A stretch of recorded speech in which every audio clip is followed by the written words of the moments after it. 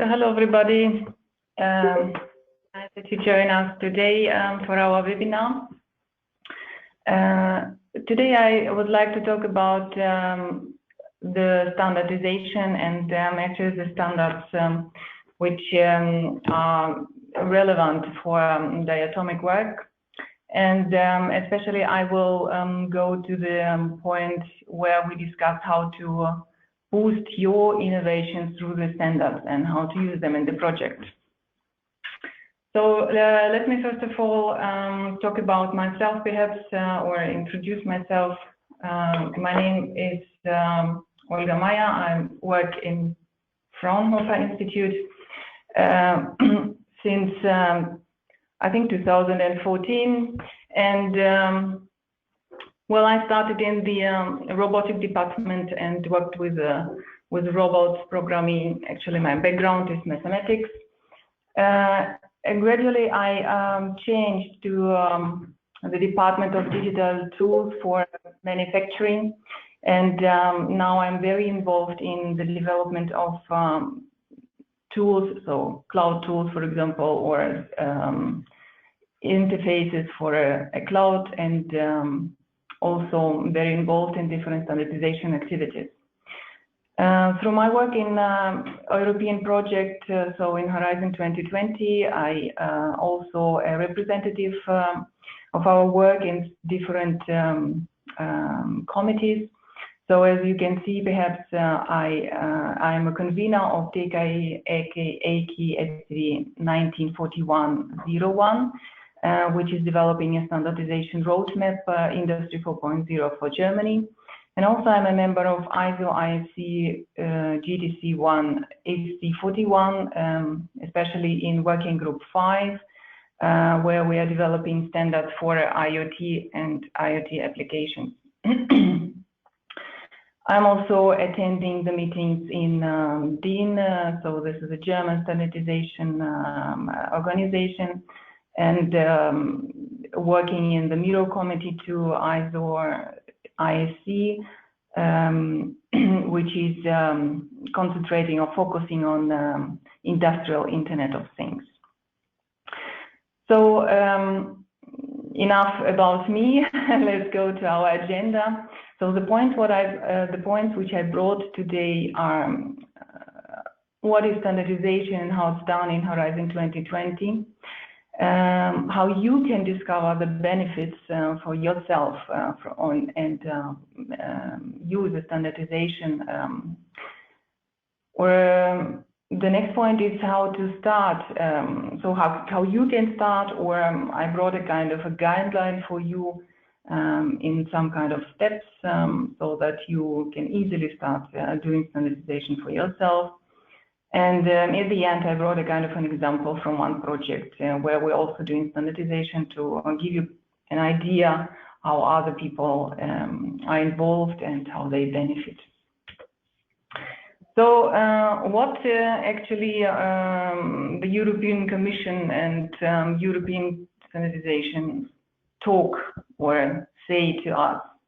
So they say that research and innovation actors need to consider how they can help the standardization bodies to anticipate the need for and support the development of new and improved standards. So we eventually will see that there is a need in standardization at the European level, and organizations and the European Commission are very interested in that, so that we also participate and help them to develop those standards. What are standards actually, and what they do with Horizon 2020? So the European Framework Program, Horizon 2020, focuses on market take-up of research results and innovation. And in the past years, the role of standardization was a kind of a bridge between research activities and the market. So it has increasingly has been recognized both by European institutions and also other stakeholders. One of the standardization is also one of the measures that support that take up, of course, and we see the development of those technologies, which we bring to the market. What's also very important here, or an important idea, is that we see that the number of calls at the European Commission, which are focusing on standardization, has been recently has increased recently, and this is also a kind of a marker for importance of standardization, and the idea that we should also apply the standards or use the standards in our work. But of course, standardization research and innovation need to start a kind of a talk. So they need to be strongly hooked up, because well, the standardization is not only about developing some documents.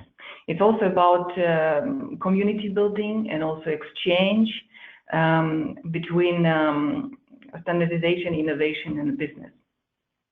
So what it means for you it means that when you start doing standardization or be actively involved in these activities, you profit from this community, because you exchange knowledge, you transfer your knowledge, and you can also access the market, or you can also open the market for a new technology.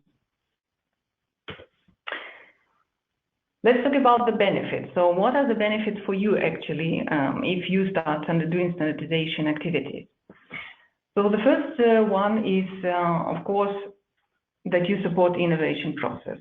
So it means that the standards that you are developing, let's say the technologies you are developing, which are going to be standards, support all stages of innovation process. So we're talking here about different stages like design, testing, compatibility, quality of those technologies. And of course, this is one of the important things, not only for you, but also for European Commission, so that you also contribute to that innovation process. Second one is that standardization of standards ensure universal compliance and interoperability. Of course, if you develop some new technologies, these are seen as not interoperable at first time. So you should look at some documentation and some rules that already has been developed to start be compliant to other technologies which you use in the project. So standards are normally a means to achieve this compliance between two technologies, because they are also universally recognized and help to ensure this kind of interoperability of products, technologies, and of course this is beneficiary for the end user. Why? Because you bring less, so you don't need to, let's say, bring much effort if you develop those technologies when you apply some kind of rules, so standards. The third one is, of course, that standards contribute to the dissemination of knowledge. So it's not only that you develop some technologies, but it's also important that you transfer this knowledge and bring it outside, exploit your results. In this way, you can you can impact the economic development and also contribute to the development of the new technologies. The fourth benefit is that you can become competitive. So you profit from the first mover advantage. First mover advantage is a kind of benefit which can be achieved through technological leadership or control of resources. So it means that when you bring a new technology, You are the first one who brings it to the market, and if you disseminate this knowledge in the right way and transfer it outside, so you are like the first mover who gets this advantage. And the last one is, of course, that you can, through applying standards or using standards in your technology, or making your technology standardized, you can increase the trustworthiness of your innovation. Because the standards guarantee a higher level of safety, also health, consumer, environmental aspects, which protect citizens, or when they use the technology to apply something. So you make your technology trustworthy and you profit of that. So I think that these are the major benefits which you get when you use standards or apply standards in your work, and also bring your technologies or standardize your technologies.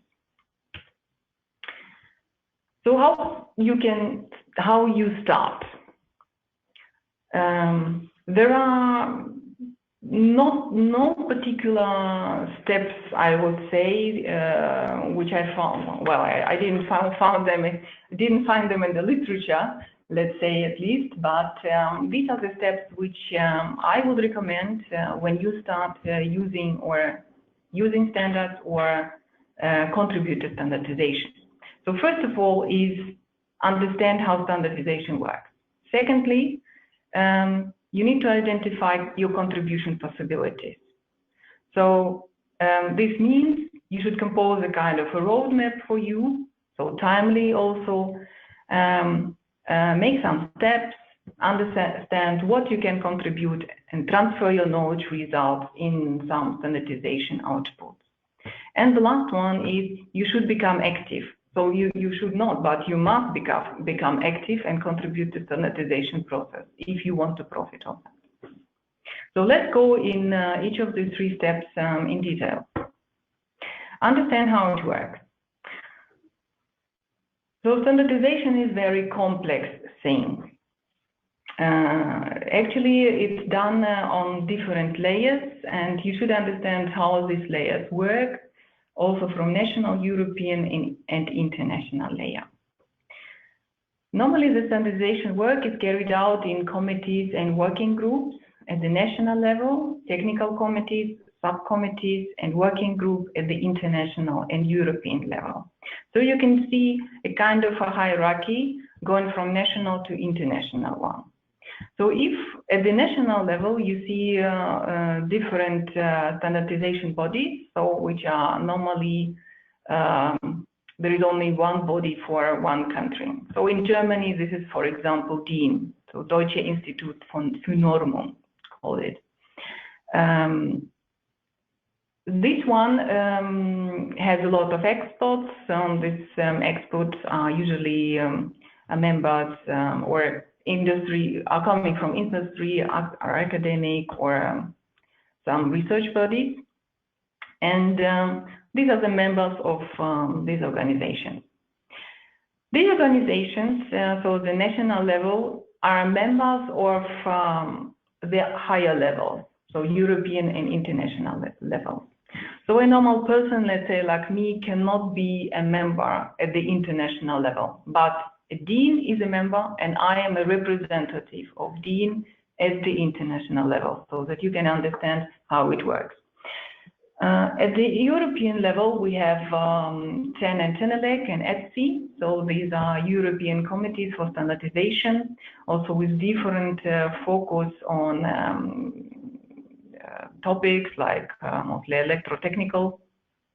And at the international level, you see three of them, ISO, ISC, and ITU. So you can also see that ISO focuses on general topics, ISC on electrotechnical, and ITU on telecommunication mostly. And this is how it works. So we have these three different layers, and you normally become a member at an international level and can participate in these upper layers or activities from the upper layers. On the right side, you can also see some well, this is only an example of some standardization organizations, committees, and industrial activities, which are, let's say, these activities, the standardization activities can be, let's say, official and non-official, or open activities. So on the left side, you can see actually the official standardization organization. On the right side, some of them, like, for example, NIST or OPC Foundation or Industry 4.0, are non-official organizations. So these are industrial initiatives or some open organizations which are actually not officially recognized, but they are developing some standards also. So one example of that, how it works at the national level, can be an example of how Germany works. So I brought this one. So you can see the German standardization strategy for Industry 4.0 on this slide. So how it works? So on one side, we have, on the right side, you can see that we have standard development organizations, which are official and non-official. And these organizations propose for international standards, make proposition and develop some standards. These standards are then tested in test labs, for example, by Labs Network Industry 4.0, which you can see also below. This one is doing use cases or discussing use cases, looking for use cases, making them practical, and do some validation of these use cases in those labs. The results from so we have standards. These standards are tested and validated by LNI 4.0, and then the results are going to support and coordination work. This work, you can see in the middle, is coordinated by Standardization Council Industry 4.0 together with DKE and VDI, so the official organizations. These include a kind of advisory board and expert panel. So these are the experts which have a broader view on the standardization activities on the whole level, on the international level, let's say in the whole Germany. And they are also steering activities. So they are coordinating standards, they do international collaboration with other countries, they look at the cross-sector work, and they also cooperate with the left side with Platform Industry 4.0. The Platform Industry 4.0 is an organization which includes different representatives from research, from industry, and this is a kind of a discussion platform where people meet and discuss standards and needs for Industry 4.0. Platform Industry 4.0 mobilizes SMEs. So they have a very tight connection to industry and bring the ideas and the needs from industry, let's say, to the right side. So to the support and standardization development organizations. So let's say the Platform Industry 4.0 develops a kind of a strategy, mobilize SMEs. The Standardization Council is supporting and coordinating, and the organizations on the right side are developing standards and do proposals to the international level. What is the output of this whole work? The output of the whole work is the German Standardization Roadmap. So this is a document which comes up each 2 years and has a kind of list or, I don't know, list of gaps, let's say, describing what standards have been developed for the last 2 years and what gaps are there. And of course, this document is a kind of a guideline also for industry or for end user, how to use the standard, or what standards are very important for me, for example, in my production, for example, or I know different topics where they are involved. So this is an example how, for example, the work in Germany, standardization activities in Germany are going on and how the whole strategy is working. Of course, in different countries, it looks differently. So you need, when you start, you need, of course, to understand how it works in your country and how you can participate in those blocks, let's say, whether you can go to the strategy or just join the standard development organizations and develop standards. So I'm talking about standards. Let's look at the examples in different domains. So we are looking at different standardization landscape for health, manufacturing, and agriculture. For example, we have different, so the standardization landscape for healthcare is, let's say, not very large, but has some important standardization organizations contributing to the development here. On one side, we have ISO. So this is international standards organizations, for example, healthcare IT TC 215. So this one is developing standards for healthcare. We have also WHO, so the World Health Organization, IEEE, HL7, which is also very important in this standardization landscape, Healthcare 7, developing also important standards for healthcare. We have seen CDICC, so I just listed a couple of them for you so that you know where you can look for in the future. Let's go to some examples here.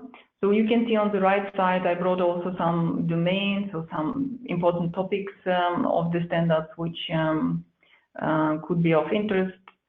For example, we have the development of standards in terminology, which is also important to use standardized terminology in developing your technologies.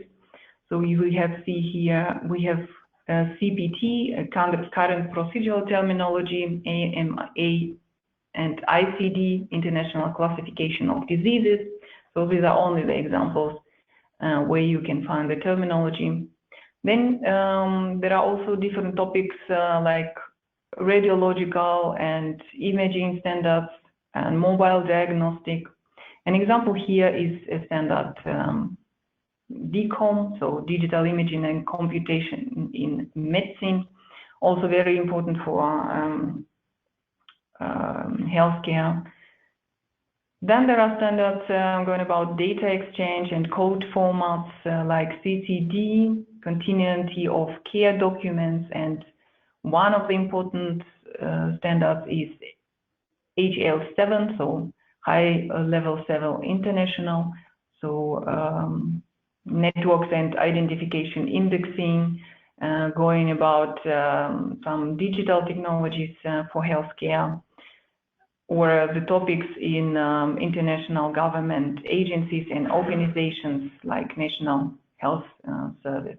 So there are different topics in healthcare for the standards, or which standards you can also apply or contribute to.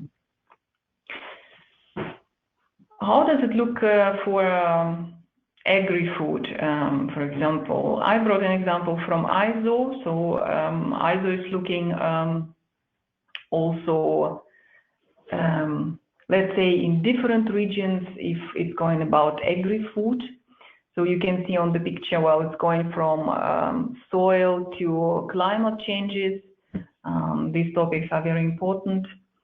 Of course, one of the examples is going about, or ISO 17989. This is going about tractors and machinery for agriculture, so about especially for sustainability. Or, for example, ISO 20966, ISO 4002, going about equipment for sowing and planting. So we have different topics like irrigation, fertilizers, soil conditioners, feed machinery, and animal feeding, stuff. Environmental impact, as I already said, you can find here guidelines for establishing good practices for combating land degradation and desertification. We have also here standards for protective clothing, which is also important for workers and human involved. Well, when a human involved in this standards, agricultural electronics like radio frequency identification of animals, food products and safety. So here is, for example, ISO DC 34 is very active. It's called also food products. So these are only the examples, also examples where you can start looking for standards and understand how it works. In smart manufacturing, there are also some important groups which are developing standards, not only for Industry 4.0. This is which has a very broad meaning, but there are some very important groups like, for example, ISO TC 184, which concentrates on automation systems and integration. Also TC 65 from IAC, which concentrates on industrial process measurement, control and automation. You can find here a very large list on important standards, and especially IAC TC 65 working group 23, which is actively focusing on smart manufacturing framework and system agriculture. So the working group 23 is a kind of, let's say, at the moment, very active group which consolidates the whole knowledge about smart manufacturing at the ISC landscape. And this group is also tightly connected with the groups of ISO, and there is an connection between the groups and exchange of knowledge. Also important standards for manufacturing are focusing on Internet of Things. So of course, when we connect production lines or machinery, it's important to look at this IoT level, so Internet of Things level, and these technologies or standards are very actively developing by ISO ISC GDC 1 ST 41. This committee has started a couple of years, but since that time, a large number of standards has been developed, and they are recently coming out with a very good quality. Also important to say that the ISO ISC GDC 1 ST 41 has, I think, a very increasingly number of members from different countries. So we are talking here about not only 10 people participating in one activity, so well, in one group, but about 200 people, so which is enormously a large contribution from countries at the moment. Then, for example, at the European level, we have a TC 438, which is focusing on standards in additive manufacturing for those who are developing technologies in 3D.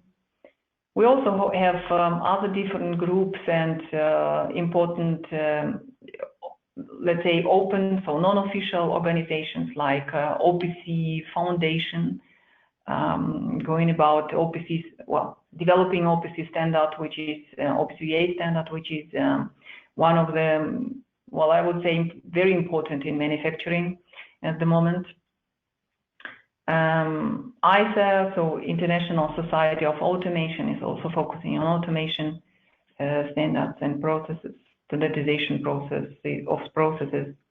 The Manufacturing Enterprise Solutions Association International, Industrial Internet Consortium, which has brought recently a new reference architecture, a platform industry 4.0. So look at this list when you start, look at the standards, what they are developed, and just understand how it works, what are the important topics for you. Look for standards and monitor them. So this is one of the important activities from your side that will help you to boost your technologies. So you monitor, look at the standards, research perhaps for standards. Another step will be you should identify your contribution possibilities. So not only, you should not only look or you know, screen those standards, but you also should understand what are your objectives where you can contribute, or what are your objectives where you can apply those standards. So we're talking here about different domains. So there are standards, as you already saw, which are going about communication, developing business or information technologies, or IoT technologies, so going about assets. So these are, the, for example, objectives where you can look for. If you integrate a new data model, look for information standards which are developed in information domain. If you are connecting some assets, machinery or equipment, look for manufacturing standards or a standard in IoT, for example, so that to scope your contribution possibilities. Of course, you shouldn't not only screen existing standards, but you should also use those standards and apply those standards. It will help you not to develop the same ideas, you know, but there are a lot of ideas already there. There are a lot of experts who already designed those standards. So just benefit from that knowledge. Look at those standards, buy those standards. There are also some standards which are open, so you have a very good access to those documentation. Especially if you become a member of one group, you have also an access to a broader access to some documents, and you can get them also for free. Well, in order to contribute to standardization, you can also identify some gaps in standards. So let's say if you develop one technology and use a standard or apply a standard to this technology, you can find out some gaps, let's say some areas where standard cannot be applied or should be extracted or, you know, worked through once more. So these are the kind of gaps which standardization organizations are looking for. So let's say they are not looking or expecting, but let's say they are very interested in the feedback, and this feedback can be produced from your side. So please look for those gaps, bring those gaps to standardization and say, well, these standards should be worked through or updated because I found it. How you can prepare for that? So let's say you use already standards, apply those standards, monitor standardization work, you know how it works. The next step will be to do it regularly, or to make a kind of a plan for you how to proceed. So one of those is that you should compose a kind of a roadmap. So this roadmap should describe your current activities, should do a kind of a timeline where you can say, well, this time I developed my technology, here I found a kind of a gap, and here I have time to go to, or here I participate in some activities and contribute to standardization. So you should find out who are those organizations where you can contribute, who are those partners, or who are those communities which you want to to go and exchange with them the knowledge. Another one or another step could be to transfer your knowledge and results in some standardization outputs. So it means that when you go to some standardization organization or attending some meetings, you should, of course, prepare some slides, prepare some ideas, bring those ideas to standardization bodies. You can compose also some kind of technical specifications, and so in this way help standardization organization to develop standards. So just bring these documents to them. This is very important. So now you know how you prepare. Now you have a kind of a roadmap. Now this is the time to be active. This is the time just to contribute to the process. So for this, you should include some standardization organizations in your research innovation project. You should communicate to them. You should make, let's say, contacts and join those meetings. Another way is also not only just show in slides, but actively participate and develop a kind of a standard. You can also propose a kind of a standard if you develop a new technology, and this technology is very breaking through. In this way, you go to the standardization organization, you draw their attention and show the idea, and then in a dialogue, you can start a kind of a proposition and start a standardization activity or develop a new standard. So this is also possible. Don't be afraid of that. I can encourage you to go this way, because in this way you get all those benefits like first market advantage and so on that we spoke before. Okay, a kind of example. I will go shortly about that. Quality is one of the Horizon 2020 projects, which is, in a nutshell, goes about autonomous quality platform for cognitive zero-defect manufacturing processes, and is mostly concentrating on ecosystems, different technologies, doing open calls, and of course contributing to zero-defect manufacturing. There are 14 live pilots of 7 sectors in this project. We have a large community, let's say, and of course, standardization is one of the work in this project. How we do that?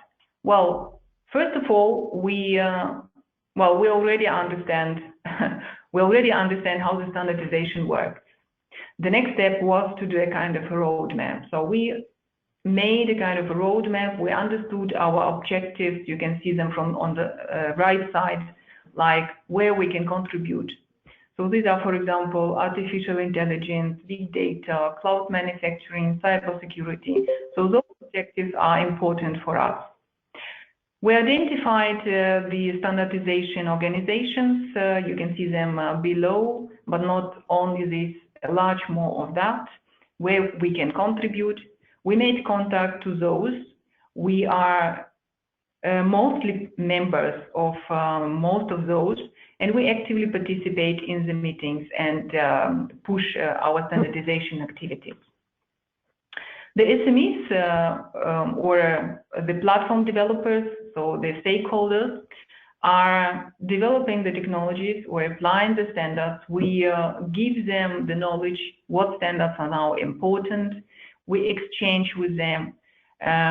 We find out different gaps from asset integration, communication, information layer. So on those layers, we make a kind of a screening of standards for existing standards, and making a kind of a specification for them, so that we can draw their attention and say, look, here at this layer for an asset, you can find ISO IFC, apply that for you, but on the communication layer, for example, you have a kind of a gap. So you can use this or that standards to benefit and to integrate it in your technologies.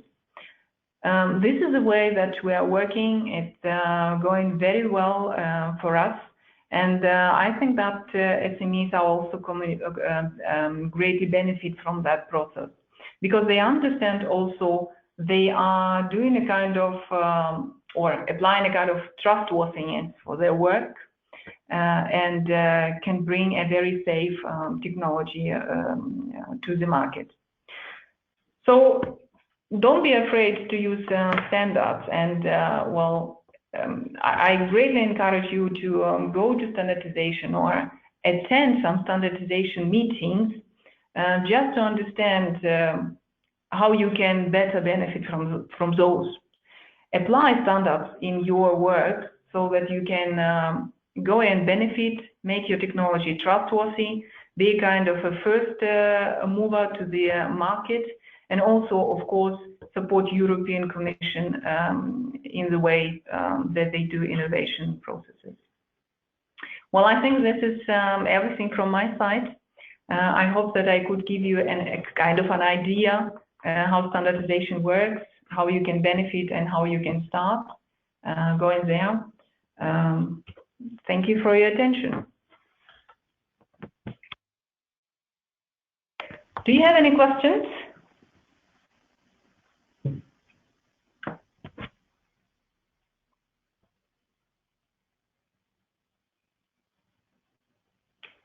Don't see any questions. Don't be shy. Of course, if you later have any questions regarding standardizations, how you can apply it in your own small project or in your experiment, or how to take what you have developed later, please either contact us via email or via, you have the contact details, the phone and the email there. We are always happy to answer all the questions you need.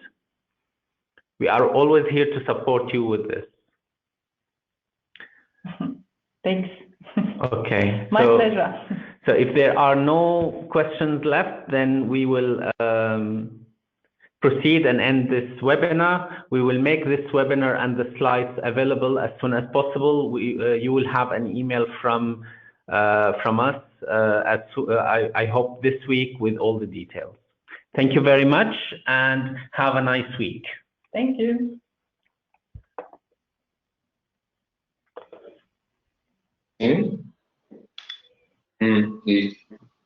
I will do some.